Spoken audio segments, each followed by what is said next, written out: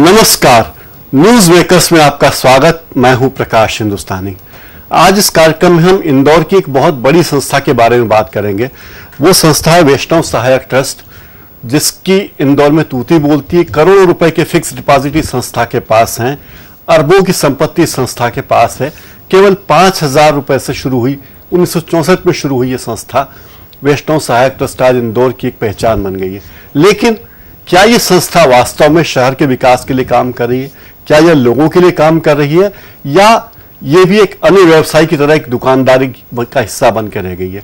आज इसी बारे में बात करने के लिए हमारे साथ मौजूद हैं श्री वैष्णव सहायक ट्रस्ट किराएदार संघर्ष समिति के अध्यक्ष श्री प्रेम नारायण बाहेती जी। आपका बहुत बहुत स्वागत है। धन्यवाद साहब प्रकाश भैया। इतनी बड़ी संस्था, इतने नेक कार्य करती है, अस्पताल चलाती है, विश्रांति गृह चलाती है, स्कूल चलाती है, कॉलेज चलाती है, छोटे स्कूल चलाती है, लड़कियों का स्कूल चलाती है। आप उसके पीछे पड़ गए, क्यों? संस्था वास्तव में प्रकाश भी अच्छी है, लेकिन संस्था के जो ट्रस्टी हैं उनकी जो काम करने की शैली है वो बहुत गलत है। वो काम करने की शैली सेवा की भूल के और केवल स्वार्थ की सेवा में आ गए हैं। ये संस्था बना लिया है, लोग कह रहे हैं। ये संस्था सेवा के लिए बनी थी। सर्वप्रथम यहाँ पर ये जो संस्था बनी थी, कबूतरों को ज्वार, कुत्तों को रोटी, गाय को चारा और साधु संतों की सेवा, उसके हिसाब से संस्था का निर्माण हुआ था। लेकिन वो सब भूल के आज की तारीख में संस्था ने टोटल कॉमर्शियल काम शुरू कर दिए हैं। ये जितनी भी शिक्षा की, इन्होंने सरकार से नॉमिनल शुल्क में जमीनें ली, जमीनें लेकर सरकार को भी धोखा दे रहे हैं और समाज को भी धोखा दे रहे हैं। निःशुल्क शिक्षा नहीं है वहाँ, निःशुल्क शिक्षा कोई काम नहीं है वहाँ, बिना पैसे की कोई शिक्षा होती नहीं है। और केवल जो गरीब बच्चे होते हैं वो कभी इनको बार बार इनके लेटर लगाते हैं और उसके ऊपर नॉमिनल शुल्क उसको रियायत देते हैं और उसकी फीस को माफ करते हैं। बाकी कोई ऐसा नहीं है वहां पर नियम कि कोई गरीब आदमी को निःशुल्क वहां पर शिक्षा दे। वैष्णव सहायक ट्रस्ट के करीब 476 किराएदार हैं, उसमें से अधिकांश 400 लोग आपके साथ आ चुके हैं और एक संस्था रजिस्टर्ड करा ली है संघर्ष समिति के तौर पर।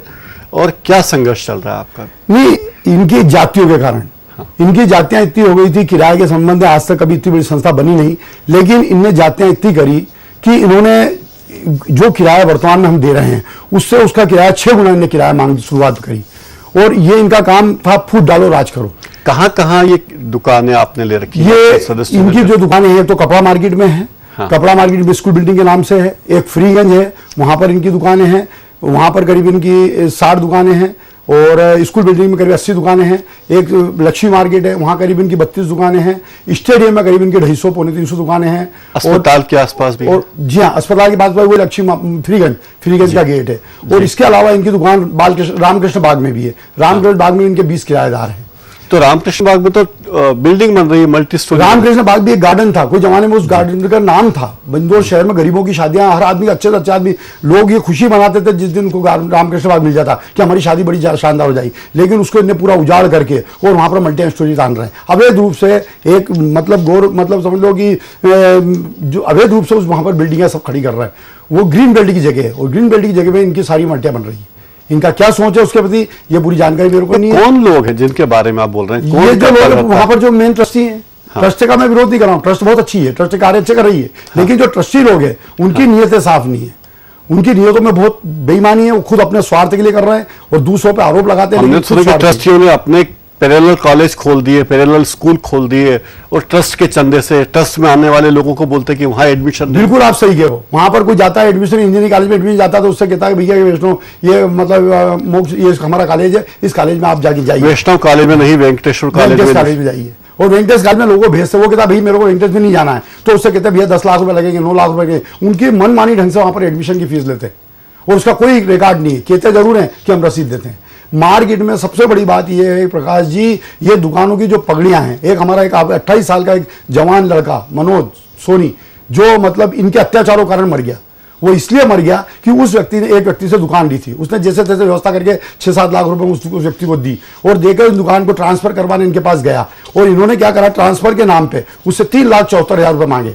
उस व्यक्ति का मरने वाले का पत्र मेरे पास मौजूद है जिसने इनको लिखा है कि मेरी स्थिति, आर्थिक स्थिति ऐसी नहीं है, मैं आपको पैसा अभी नहीं दे सकता, मुझे कुछ समय की मोहलत दीजिए। लेकिन इन लोगों को दया नहीं आई और आखिर में उस व्यक्ति को, उसके घर में एक डिलीवरी भी होना थी उसकी पत्नी को, लेकिन वो टेंशन के तो उस व्यक्ति का स्वर्गवास हो गया। 28 साल की उम्र में वो व्यक्ति चला गया। ये तो अस्पताल चलाने वाली संस्था है, निःशुल्क इलाज कराती है। ये सब दिखावटी है, इनकी पूरी सब जगह दुकानें हैं, अस्पताल कोई नहीं है इनका, सब शिक्षा के नाम पर लोगों को धोखा दे रहे हैं। और शिक्षा के नाम पे इतनी फीस है इनकी कि आप कल्पना नहीं कर सकते हो। कितनी फीस है? सब स्कूलों में नॉमिनल फीस कहीं नहीं है, सब स्कूल में 1000 रुपए से फीस है इनकी। 8000, 12000, 15000, 16000, 50000, ऐसे 40000, ऐसे मतलब हर अलग स्कूल की इन्हें अलग अलग फीस रख रखी। और कोई भी स्कूल सेवा की फीस नहीं है कि कोई गरीब आदमी वहां पे आके 800 रुपए में 1000 रुपए साल में पढ़ाई कर ले वहां पे। इतनी अच्छी संस्था लोग कहते हैं, उससे कुछ लोग बदनाम करना चाहते हैं। हमारे संवाददाता ने बात की उस संस्था के पदाधिकारियों से, तो कह रहे कुछ लोग हमें बदनाम करना चाहते हैं। ये इनका भ्रम है, बदनाम करते सामने बता देना, हमसे बात करें रूबरू सामने, हम इनको एक बात का जवाब देते हैं कि किस प्रकार से बदनाम कर रहे हैं। भाई तुम काम ऐसे कर रहे हो, कोई आज इंदौर, पूरा शहर इंदौर के आज 60% जनता जो इनके पास पहुंच चुकी है वो सब इनके विरोध में है। कारण क्या, जो एक बार इनके पास जाता है उसके इतना व्यवहार खराब करते हैं ये लोग कि वो उनका विरोधी हो जाता है। आज अगर इनका आंदोलन शुरू हो तो पूरा इंदौर का आधा इंदौर इनके खिलाफ उलट जाएगा, क्योंकि लोग इनके प्रति मन में, क्योंकि संस्था इनकी इतनी है और हर संस्था का, हर व्यक्ति का काम पड़ता है इनसे जाने का, लेकिन इनका व्यवहार, इनका नेचर और हर जगह इनको एक ही बात दिखती है, पैसा। हर जगह पैसा लेके पैसे को ज्यादा महत्व देते, व्यक्ति को महत्व नहीं। नाम तो परमार्थ का है और जगह जगह सिर्फ परमार्थ का, सिर्फ परमार्थ का नाम है, बाकी नाम परमार्थ के नाम और वैष्णव शब्द भी जुड़ा है। वैष्णव, इन्होंने उस वैष्णव शब्द को बदनाम कर रहे हैं ये लोग। कुछ लोग पुराने थे, एक बाबूलाल जी भारती का एक नेचर था, भले वो मेरे काका थे, लेकिन उनका फिर भी मन था, उनमें मानवता थी। उनके पास हम जाते, कोई काम के लिए जाते तो एक थोड़ी मानवता, लेकिन उसके बाद भी ये लोग क्या करते थे, उनकी बात को नहीं मानते थे और उन पर दबाव डालते थे। जब वो गुस्सा दिखाते तब जाके उनकी बात का कहना मानते थे। और बाबूलाल जी भारती ने मेरे को इस पर कहा था मरने के पहले कि हम ये तेरा किराया नहीं बढ़ाएंगे और ये हम सब लोग, मेरे साहब आप ये कर लो, लोगों को आपके नजरिए इस काम को निपटा दो। लेकिन इन लोगों ने फिर जाती करी, 6 गुना किराया मारने के बाद अब ये डबल पे आए। किस तरह के लोग वहां दुकानदार, किराएदार हैं, पान वाले, सब किस तरह के लोग? किराएदार प्रकाश जी इतने साधारण लोग हैं जिनका कैसे तैसे वो अपना जीवन यापन करते हैं। उनकी इतनी इनकम भी नहीं है जिनका उनका परिवार का खर्चा निकल जाए। स्टेडियम में दुकानदारों की करी आर्थिक स्थिति बहुत कमजोर है, क्योंकि वो जैसे तैसे करके साथ, अच्छा आदमी दुकान जब बेचता है जब उसकी स्थिति बहुत खराब हो जाती है, जब उसको कर्जा हो जाता है माथे पे, तो दुकान सोचता है कि यार मैं इस दुकान को देकर जो मेरा कर्जा दे रहा है, कर्जा दे दूं, मैं कोई छोटा मोटा नौकरी कर लूं या कुछ काम कर लूं। लेकिन इन लोगों ने लोग कहते हैं कि इंदौर तो व्यापारियों का शहर है, व्यवसायियों का शहर है, और वैष्णव सहायक ट्रस्ट दुकानदारों को नौकर बना रहा है। ये तो बहुत बिल्कुल वही कर रहा है, ये लोगों को बिल्कुल सड़क पे ला रहा है। इनके अत्याचार इतने, अभी इन्होंने मार्केट में हमारे फ्रीगंज के अंदर 2 दुकानें ट्रांसफर करी, उनके 15-15 लाख रुपए ने ट्रांसफर फीस ली है, जबकि ऐसा कहीं कानून नहीं है कि आप मतलब ट्रस्ट के अंदर दूसरे बोगस नामों से रसीदें लेके, बोगस नामों से रसीदें काटी है। एक परिवार जैसे मैंने 15 लाख रुपए दिए इनको, तो 15 लाख रुपए में 40 नाम की रसीदें काट दी, और कोई चाहे जो XYZ कोई भी नाम हो, और उस नाम से इन्हें रसीद लेकर उन्हें पैसे रसीद काटे धर्मादि के नाम से, जबकि ट्रस्ट इस प्रकार के काम कर नहीं सकता। ऐसा कहीं कानून नहीं है कि आप 33% दुकान में नाम ट्रांसफर करें और 33% का पैसा उनसे लें। तो रजिस्ट्रार को, कोऑपरेटिव रजिस्ट्रार को, सहकारी संस्था रजिस्ट्रार को किसी ने शिकायत नहीं की? वो इसलिए व्यापारी डरता है, व्यापारी सीधा बेचारा मैं धंधा करूं, व्यापार करूं, इनसे उलझूं। ये हाथी लोग हैं, इनके काका जी क्या जाए, इन्होंने तो वकील खड़ा कर दिया और वकील लड़ता रहेगा, संस्था पैसा देगी, और गरीब आदमी बेचारा कहां से तो वकील को पैसा देगा और कहां से लड़ेगा। ये तो आज उसकी हिम्मत इसलिए हो गई कि हम एक यूनिट बन गया हमारा, और यूनिट बना इसीलिए इनके अत्याचारों कारण, और आज अत्याचारों में सारे व्यापारी हमारे सब एक साथ हो गए, और इसके बावजूद भी इन्होंने बहुत तोड़ने की कोशिश करी व्यापारियों को।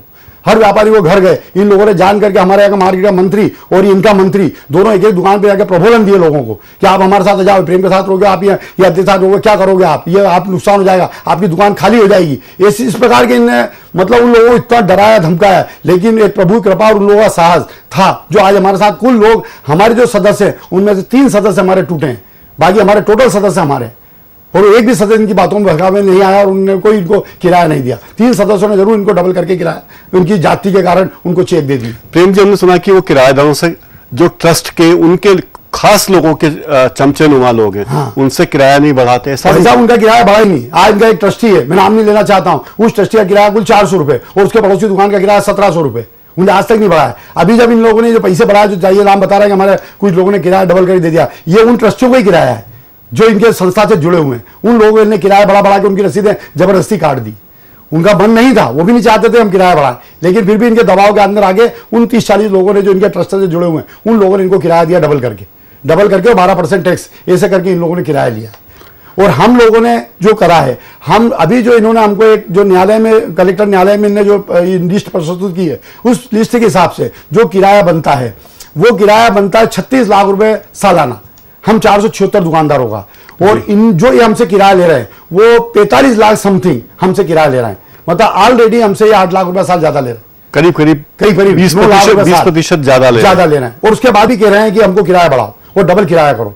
और एक बात और बताऊंगा, ये पिछले 9 सालों से हमसे 15% किराया बढ़ा रहे हैं रेगुलर, 15% किराया कंटिन्यू बढ़ाते जा रहे हैं। लोग कह रहे हैं भाई हम 15% बढ़ा रहे हैं, तो फिर इस बात अच्छा हमारे सबके एग्रीमेंट है, उनमें लिखा हुआ है 15%।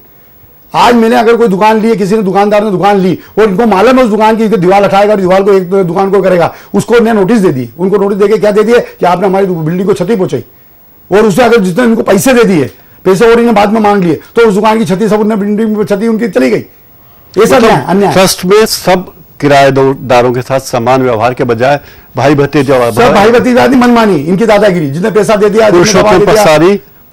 गिरधर नागर, आज की तारीख में दादा कैलाश सागर, हाँ, और ये सब ये जो तो न्यूट्रल हो जाते हैं, कमल भुलाड़िया, ये सब इनके मतलब ट्रस्टी है। राधा सोनी एक दुकानों पर पहुंच के उन्होंने भी काफी उसका प्रचार करा, वो लोगों ने कहा कि नहीं किराया दे दिया, 70 लोगों ने किराया दे दिया, ऐसा कर लोगों को भ्रमित करा। वो भ्रमित करके इन लोगों ने पर्चे बांटे। जो आदमी दुकान लेके बैठा है इंदौर में, दुकान का धंधा आजकल वैसे ही बहुत अच्छा चल नहीं रहा, क्योंकि कंपटीशन बहुत हो गया। पान की दुकान, साइकिल की दुकान, कितना कमाता होगा साइकिल वाला? साइकिल वाला मैं आपसे कह रहा हूँ रोजी रोटी निकाल ले वो बहुत है। अभी हमारे हम लोग, मैं एक दुकान में इनका जाया हूँ, दुकानों पे गया हूँ, मेरे पास लोग आए हैं, वो लोगों ने एक अभी मुल्ला जी को इतना परेशान करो, उसको भी नोटिस दे दिया इन्होंने। वो नोटिस दे दिया, उससे कह दिया 3 लाख रुपए हमारे जमा करा। वो मुल्ला जी की स्थिति ऐसी नहीं है कि जो 3 लाख रुपए इनको जमा करा दे, लेकिन उन्होंने नहीं कह दिया कि नहीं करेगा तो हम खाली कर पा देंगे। क्या केवल वैष्णव को दुकान नहीं दी गई कि सबको दी गई? नहीं, दुकानें सबको दी है। वो तो दुकानें जो इनको पैसा दे उसको दुकान दी, हाँ, जो तो इन्होंने पहले भी। और इन्हें बिल्डिंग वैष्णव सहायक स्टेडियम में जो दुकानें बनी थी, दुकानों के समय में 25-25 हजार रुपए लोगों से लिए। उस दुकान की कास्ट 25 हजार नहीं थी, जो इन्होंने शुरू में ले लिया। अब तो टोटल बिल्डिंग में रॉयल्टी खा रहा है, एक्चुअली रॉयल्टी है। और इनने सरकार से नॉमिनल शुल्क पे संस्था शिक्षा के नाम पे व्यवस्था ली, और शिक्षा का नाम तो दूर रहा, प्योर धंधे का काम शुरू हो गया। और अगर एक बात मेरे को आप खुद बता दो, सोचने वाले, मैं आप सब जनता से भी कहता हूं कि सोचने वाला सोच ले। जो 1964 में 5000 से संस्था शुरू हुई, आज अरबपति संस्था कैसे हो गई? अगर सेवा कर रही थी तो सेवा कर रही थी, बढ़ती जरूर, क्योंकि चलो ठीक अच्छे लोग हों, वो भी पुराने अच्छे लोग थे इसलिए हो गए। आप तो जो लोग बैठे हैं ट्रस्टी लोग, ये ट्रस्टी लोग इस संस्था को डुबो देंगे। ये सिर्फ अपना स्वार्थ देख रहे हैं, बाकी किसी का स्वार्थ नहीं देख रहे हैं। अस्पताल का कितना विस्तार किया इतने दिनों? अस्पताल में एक आयुर्वेदिक अस्पताल था इनका शीतला मताजार में, उस आयुर्वेदिक अस्पताल में थोड़ा 2 पार्टीशन में था, उस एक पार्टीशन को पूरी लाखों रुपए पकड़ी लेकर उस दुकान में भेज दी, और उसके बाद में उस अस्पताल को छोटा सा रूप कर दिया। वहां छोटा सा रूप करके वो व्यवस्था अखंड औषधि भंडार के नाम से वो अस्पताल इनका चल रहा है। वैसे इन्होंने एक लक्ष्मी मार्केट, एक वैष्णव समाधि डाला। पहले वहां पर कोई व्यापारी बाहर गांव का आता था, मार्केट से जुड़ा था, व्यापारी आता था, स्नान करता था, अपना बैग वहां रख देता था, वो मार्केट में खरीद करके शाम को बैग उठा के चला जाता था।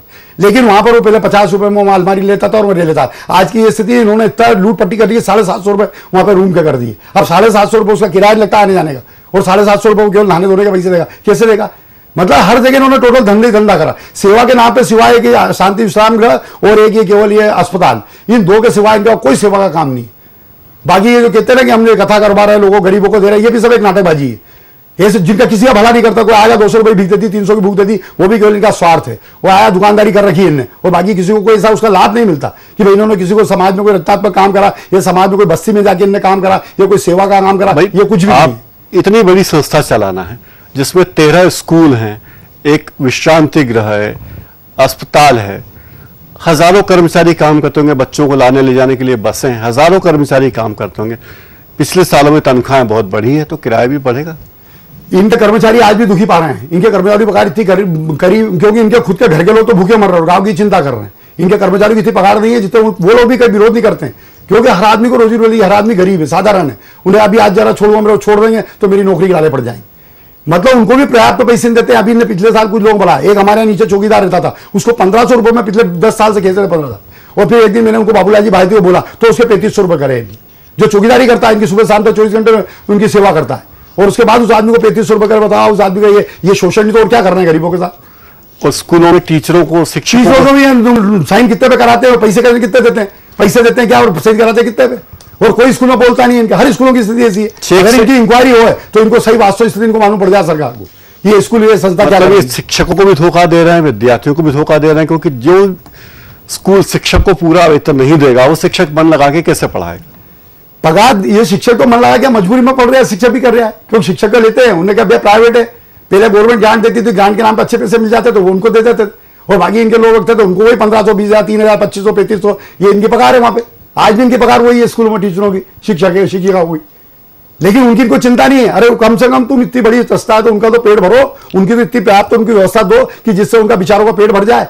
लेकिन इनके कर्मचारी बेचारे, उनके पेट नहीं भर रहे। ये तो बुद्धिमत्ता तो यही होती है कि उस शिक्षकों को अच्छा वेतन देते, वो शिक्षक मन लगा के पढ़ाते, स्कूल का नाम होता, शिक्षा का स्तर ऊंचा होता। भाई शिक्षा का इंडेक्स से ऊंचा कर रहे हैं साहब, ये शिक्षा का क्या कैसे है? वो तो शिक्षा बेचारे शिक्षकों को मजबूरी पढ़ा रहे हो और चल रहे हैं उनके हिसाब से। लेकिन शिक्षकों को ये जो लोग जो कर रहे हैं, जिस ढंग से कर रहे हैं, ये वास्तव में अन्याय कर रहे हैं सबके साथ। और केवल अगर मेरा एक निवेदन है कि अगर ये मान लो एक संस्था कम खोले, अब ये मेडिकल कॉलेज की बात कर रहे हैं, उस पर भी जाके सरकार से मांगने गए कि हमको जमीन दे दो फ्री में, और वह मेडिकल चालक को एक बड़ा धंधा खोलने सोच रहे हैं। लेकिन जो संस्था चल रही पहले उनको तो आप व्यवस्थित कर लो, उनके कर्मचारियों को व्यवस्थित कर लो। आप किराएदारों को संतुष्ट नहीं कर सकते, 400 किराएदार आपके बागी हो गए, क्यों हो गए? अगर उनको आप एक साल में, दुकानों की दशा भी हमने सुना अच्छी नहीं है। दुकानों की दशा तो इतनी खराब है कि हर दुकानों में पानी छू रहा है। मतलब मैं इनको कम से कम 3 पत्र लिख चुका हूं, लेकिन एक पत्र का जवाब नहीं दिया। स्टेडियम की सारी दुकानों की छतें, पूरी छतें जुड़ रही है। अभी उन्होंने पीछे ग्राउंड का कुछ काम करा है, उसमें बार्बेशन हुआ, बार्बेशन के अंदर पूरी छतें और गिर गई। उनका इंजीनियर आगे देख गया, देख के चला जाता है, कुछ नहीं करता। फ्रीगंज में हमारे एक दुकान की पूरी छत गिर गई ऊपर से, आज भी छत गिरी हुई पड़ी हुई है, उसका भी कोई इलाज नहीं करा। उनने भी वो छत ऐसी ऐसी पड़ी हुई है, कई बिल्डिंगें पानी चूर है। यानी अगर आप इनकी बात ना माने, कानून से चले, तो गैर कानूनी ढंग से तंग करते हैं ग्राहक को, किराएदारों को, ये धोस देते हैं उनको कि हमारे कानून में हमको इतनी छूट मिल गई कि हम दुकान आपकी खाली करवा देंगे। और बेचारा दुकानदार सीधा रहता है, और कोई भी दुकानदार, प्रकाश जी, विवाद नहीं चाहता। हर दुकानदार चाहता है मैं धंधा करूं, कैसे तो पहले काम करवाऊं, और कहां इनसे ट्रस्ट। और ये लोग हाथी लोग, इनसे काम है ट्रस्ट में, कहां कोर्ट जाऊंगा, कहां कचहरी जाऊंगा, कहां वकील। इसलिए हर आदमी दब के मजबूरी में जहर खाते हुए और इनके लोगों में पैसे की पूर्ति करता है, और अभी तक यही करता है। चलते चलते जानना चाहते हैं, आपकी राय में क्या होना चाहिए ट्रस्ट में? मेरी राय से ये होना चाहिए, इनको अन्याय नहीं करना चाहिए, मानवता रखना चाहिए। जो जिस प्रकार से जाति कर रहे हैं, जाति नहीं करना चाहिए। आदमी इनको दया की भावना रख के, जैसे किराएदार का मामला, इस मामले को तुरंत निपटाना चाहिए। किराएदारों की जो पुराने किराए हैं, आप पुराने किराएदार उनसे लीजिए, दया किराए में आप बैठिए। जिनके किराए कम है उनको लोग आसानी से बढ़ाने को तैयार है, उस पर हम भी इनका सहयोग करेंगे। और दूसरी बात, इनकी संस्था में जितने भी कर्मचारी है उनको पर्याप्त वेतन दे। एक संस्था कम खोले, मुनाफे की लेने से कम बनाए, लेकिन उनको बेचारों को पेट भर के दे। इनके ड्राइवर है उनको पेट भर के पैसा दे, इनके चौकीदार है उनको पेट भर के पैसा दे। ये इनको सुधार करना चाहिए। और मैं तो ये भी कहता हूं कि इसकी सरकार इसकी इंक्वायरी करे कि वास्तव में इतना पैसा आता है कहां से आ रहा है, ये करोड़ रुपए इनके पास अरबों रुपए आया कहां से। बाहेती जी, हमने सुना है कि वैष्णव सहायक ट्रस्ट की सभी संस्थाओं में भारी भाई भतीजावाद है, ट्रस्टियों में भी भाई भतीजावाद है। अभी तक यहाँ पे आज तक कभी चुनाव हुए नहीं प्रकाश जी। और ये जितने लोग वहां पे ट्रस्टी, कुल 5 परिवारों का पूरा कब्जा है वहां पे, केवल 5 परिवार जिन्होंने सारी वैष्णव सहायक ट्रस्ट पे कब्जा कर रखा है। उनके भाई, उनके लड़के, वो खुद, बाप मर गया बेटे को दे गया, बेटा मर गया पोते को दे गया, ऐसे करके पूरी संस्था के अंदर इन लोगों का कब्जा है। वो 5 परिवार इस पूरे संस्था को मतलब चला रहे हैं। और चुनाव होते नहीं है, चुनाव में इन्होंने ट्रस्ट में बना रखा है कि ट्रस्ट के अंदर कुल यहाँ पे इसके आज की तारीख में पहले 76 मेंबर थे, अभी कुल टोटल 45 मेंबर है। उन 45 मेंबरों में से 15-20 मेंबर उनकी दुकान वहां जाते हैं मीटिंग। संस्था बड़ी हो गई, हाँ, संस्था बड़ी हो गई, शहर बड़ा हो गया, लेकिन ट्रस्टियों की संख्या कम हो गई। ट्रस्टियों की संख्या तो होगी वही है, उनका परिवार वालों की, बस उनको जो करना परिवार को। रविंद्र ने एक बहुत बड़ा काम कर दिया, सब जैसे पुरुषोत्तम पसारी अध्यक्ष बन गए, गिरधर नागर, 2 बड़े बड़े जो कलाकार हैं जिनको बड़ी कला करना है, वो दोनों का अध्यक्ष मंत्री बन गए। वो बाकी सब संस्था में एक को लाली बाग दे दी कि तू इस संस्था को संभाल, तू इस संस्था को संभाल, और हम इस पर इंटरफेयर नहीं करेंगे। इस ढंग से इन्होंने लोगों को बांट के और संस्था को बांट के और अपना अपना जुम्मा कर दिया, और आप फ्री होकर बैठ गए। यानी करोड़ों की संस्थाएं जो लोगों की मेहनत से बनी है, वो लोगों की निजी दुकानदारी का इनकी निजी दुकानदारी हो गई। और इस दुकानदारी को टोटल समाप्त करना है, और हम इसके लिए पूरा प्रयास करेंगे। अगर ये लोग सीधे नहीं चले तो हम इसके लिए और हम पूरी सरकार में शिकायत करेंगे, मुख्यमंत्री तक शिकायत करेंगे, और जनता को भी इसके अंदर सामने लाएंगे कि जनता को भी हम आगे लाके लाएंगे कि ये इस प्रकार की संस्था इनके पूरे इतिहास खोलेंगे। और हमारे पास इनके बहुत इतिहास है कि इनकी करोड़ों अरबों रुपए की रेपिया पड़ी है, और ये गरीबों के साथ कैसा धोखा कर रहे हैं, किराएदारों के साथ कैसा धोखा। ये सारी बातें हम आम इंदौर की पूरी पब्लिक के सामने लाएंगे, इंदौर नहीं पूरे मध्य प्रदेश की पब्लिक के सामने लाएंगे कि हमारी संस्था इस प्रकार की काम कर रही है, इसका विरोध करा जाए। और हम सबको साथ लेके और इनका हम विरोध करेंगे। अगर ये नहीं सुधरे तो हम हमारी जो आगे गति रहेगी वो बहुत ही ज्यादा मतलब इस प्रकार की रहेगी, कानून से भी रहेगी और डिसिप्लिन में रहेगी और इनके खिलाफ रहेगी। प्रेम बाहेती जी, आप हमारे स्टूडियो पधारे, आपने हमसे बातचीत की, आपका बहुत बहुत धन्यवाद। इंदौर में बहुत सी संस्थाएं, सोशल ऑडिट हम उनका होता नहीं है, कोई शिक्षा के नाम पर चल रही, कोई चिकित्सा के नाम पर चल रही है। इतने अस्पताल इंदौर में, जहां हर अस्पताल में लिखा अस्पताल का नाम एंड रिसर्च सेंटर, वहां क्या रिसर्च होती है ये सब जानते हैं। इंदौर की वैष्णव संस्था इंदौर की पहचान बन चुकी है, 1964 में शुरू हुई थी। इतने सालों में काफी नाम कमाए संस्था ने, मेडिकल कॉलेज तक खोलने जा रही है। लेकिन अगर ऐसी संस्थाएं भी इतना अच्छा काम नहीं करेंगी और ये छवि पेश करेंगी, तो न केवल इंदौर का बुरा होगा, बल्कि वे आने वाली पीढ़ी को क्या संदेश देंगे। हो सकता है संस्था के चंद ट्रस्टियों की संपत्ति बढ़ जाए, उनकी औलादें, उनकी 7 पीढ़ियां तर कर जाए, लेकिन वो इंदौर को कुछ देंगी नहीं। ये संस्था इंदौर के माथे पर टीका नहीं, ये कलंक का टीका है। आज इस कार्यक्रम में इतना ही। आप हमारा ये कार्यक्रम यूट्यूब पर जाकर भी देख सकते हैं। यूट्यूब का URL स्क्रीन पर नीचे दिया गया है। साथ ही अगर आप URL न पढ़ पाए तो YouTube पर जाकर आप सर्च कर सकते हैं news makers DG news Indore, और आप उसमें हमारे सारे वीडियो देख सकते हैं। नमस्कार।